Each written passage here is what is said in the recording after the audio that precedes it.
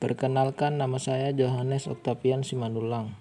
Di sini saya akan menjelaskan tentang bioteknologi pembuatan hormon insulin dengan teknik DNA rekombinan. Insulin adalah suatu hormon polipeptida yang diproduksi dalam sel-sel kelenjar. Insulin berperan penting dalam regulasi kadar gula darah. Hormon insulin yang diproduksi oleh tubuh kita dikenal juga sebagai sebutan insulin endogen. Pada 98 tahun lalu, tepatnya 11 Januari 1922, insulin pertama kali digunakan dalam pengobatan diabetes. Insulin ditemukan oleh Sir Frederick John Banting, Charles Habbes, dan J.J.R. MacLeod di University of Toronto pada 1921. Pembuatan hormon insulin dilakukan dengan menyisipkan gen insulin ke dalam bakteri Escherichia coli. Tahap-tahapan pembuatan hormon insulin yaitu mengisolasi plasmid dari E. coli. Plasmid berisi untaian DNA. Keunikan plasmid yaitu bisa keluar masuk tubuh bakteri dan bahkan sering dipertukarkan antara bakteri.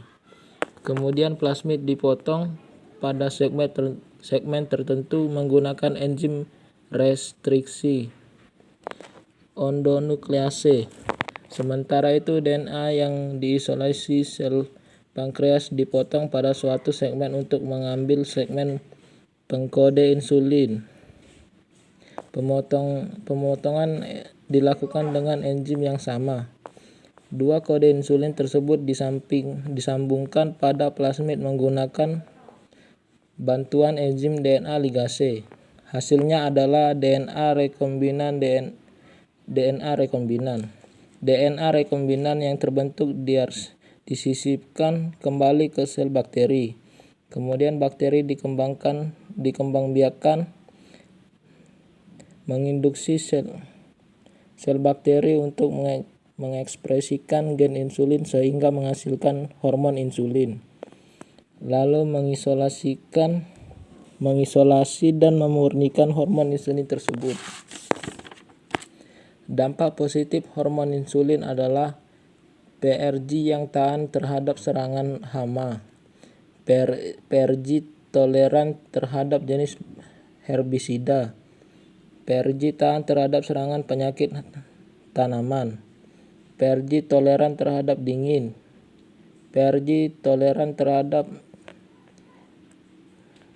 keringan dan salinitas. PRG sebagai tambahan nutrisi. PRG sebagai alat atau vaksin. PRG sebagai phytoremediation. Dampak negatif hormon insulin adalah bahaya lingkungan, gangguan kesehatan, pertimbangan ekonomi. Sekian dari saya, terima kasih.